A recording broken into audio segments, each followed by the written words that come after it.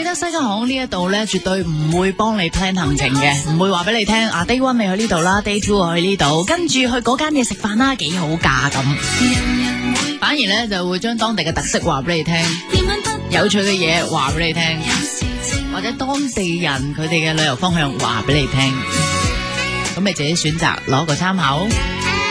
亦都希望將可能冇乜雜誌報道過嘅地方講俾你聽。陣間翻嚟咧，仲會有 Andrew， 我哋西加航空駐當地嘅記者啊。咁佢咧的確咧就係 spend 咗一個 weekend 咧，就去咗一個深山嘅地方。你估佢唔到吓？咁原來台北遠少少就可以有啲咁樣嘅嘢玩噶啦。係有啲土著居民吓，台灣嘅土著居民即係咩人啊？即係生番？唔係啊！最好咧就係去一啲其實仲未有人破壞、仲未被旅遊污染嘅地方。有陣時我都好尷尬啊！咁究竟我應唔應該 on air 講咧？on air 講就可能好多人知咗噶咯。咁我會唔會係插手破壞佢其中一個人咧？有 Kelly 有時寂寞。搭飛機係最驚 delay， 最驚播嗰套係自己睇過嘅戲啊！仲有，最驚就係啲飛機餐同埋個空姐唔啱我口味。Sorry， 西加航空係一個空中旅行團嚟嘅噃，咁唔使驚啦。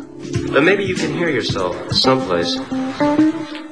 繼續我哋今日台灣之旅，有駐當地嘅西加航空特派記者 Andrew。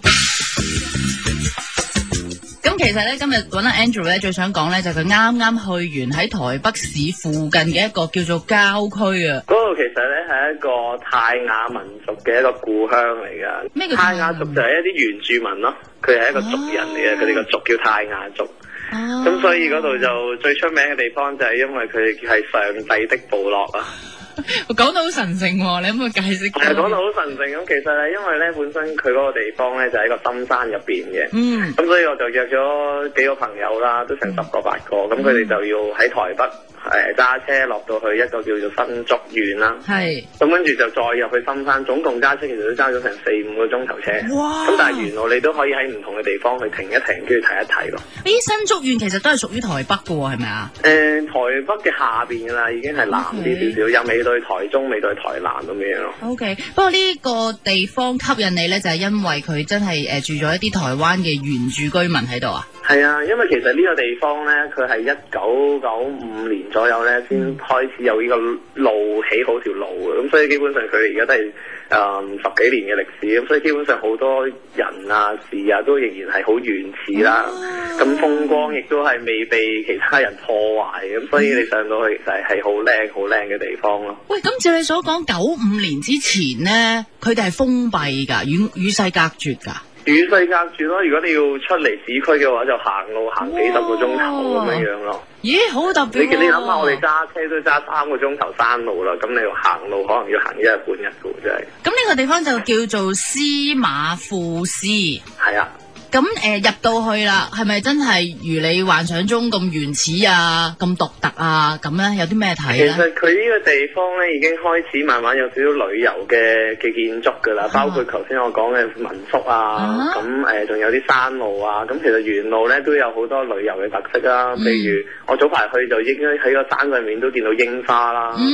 但係本身因為山上面佢嗰成1500米高啦，咁所以嗰個空氣啊都可以適時去開呢個櫻花。有時未必真係去到日本，咁當然啦，比日本遍地紅色嘅櫻花就有個分別啦，但係你都見到好靚咯。而最吸引我嘅地方就係佢哋真係一個深山嚟嘅，嗰啲樹木咧，佢哋有個巨木林咯。個巨木林咧，就真係好巨大嘅木啦。咁而嗰個樹幹咧，要人手牽手咁樣包住個樹幹咧，其實差唔多要20個人㗎。哇，咁鬼大棵啊！係好大棵，20個人去圍住一棵樹咯。我幻想如果挖空咗個樹幹，其實入邊係住到人㗎喎，係一間屋嚟㗎喎。如果係喺樹上面真係做個樹屋啊，嗰啲咩神農氏，完全係可以住喺上面㗎。好有趣啊！喂，咁我想聽下你有冇真係紮根咁樣喺嗰度住咗一晚咧？有啊，我住咗一晚啊，咁當初就係點解要住一晚咧？就因為其實你車程都成4-5個鐘頭，咁所以咧，如果你就好難去即日來回咯。OK，因為要 book 嘅呢個其實比較受歡迎，好多人都想要趁個 weekend 啊上去感受下一個新鮮嘅空氣咯。咁你住嗰啲係民宿，係當地原住民搞噶，定係出邊台北市嗰啲人搞嘅一啲民宿嚟噶？係民宿，基本上係嗰啲當地嘅土著佢自己搞噶，土著嚟噶。佢所以呢啲木屋咧都係自己砌、自己搭啊，咁基本上係自給自足噶。喂，咁係揀唔揀樓噶？即係譬如我哋城市人會唔會覺得係沖涼係舒服嘅，住瞓覺係舒服嘅。咁當然你唔可以俾5星級大酒店去俾啦。OK，咁但係一般嘅最 basic 嘅嘢都有嘅。咁會唔會都係原住民煮佢哋地道嘅嘢食俾你嘅咧？佢哋就食山就靠山啦，就即係有啲菜啊，有啲雞啊，咁基本上你就唔好預有海鮮啦，因為冇呢樣嘢喺入邊。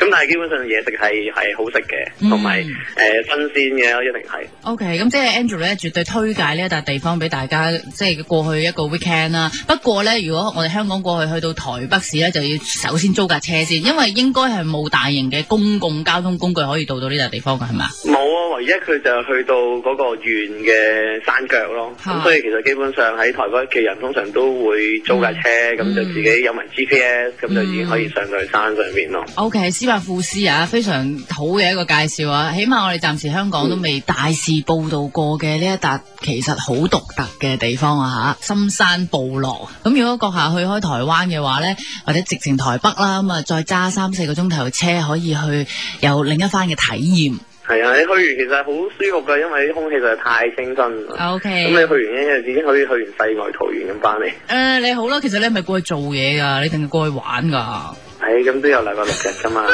好啦，今日多謝晒你陽光小姐，我哋間唔時又揾你報道下台灣嘅情況，好冇？我再研究到有啲新嘅嘢話，我再打電話俾你，再同大家分享下。Thank you， 拜拜。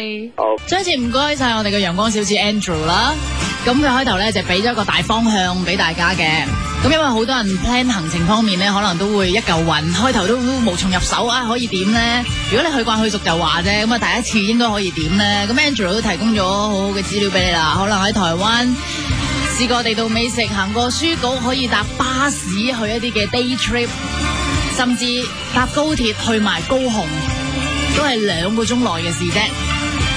而且喺台北車站或者喺台北機場，而家佢哋嘅旅遊資訊都好好噶啦，已經咧有好多嘅介紹，甚至有啲叫做 suggested tour 或者叫做 suggested 嘅路線，建議你可以咁玩咁玩咁玩咁樣。咁再第二 part 咧，頭先 Andrew 就講咗司馬庫斯呢一個部落啦。咁啱啱喺網上面咧有 Cherry L 啊。佢咧就已經係第3次去台灣噶啦，好勁啊你！咁佢都想得到一啲會唔會比較獨特啲、比較特別啲，或者之前冇去過嘅台灣地方咧？咁希望咧頭先嗰個司馬庫斯部落可以幫到你啊 Cherry。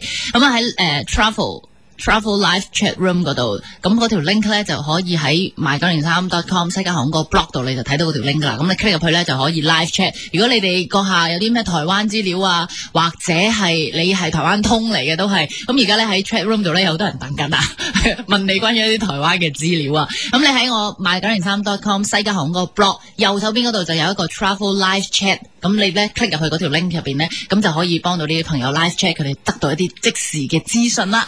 唔該晒大家，亦都多謝晒 Andrew 啊吓。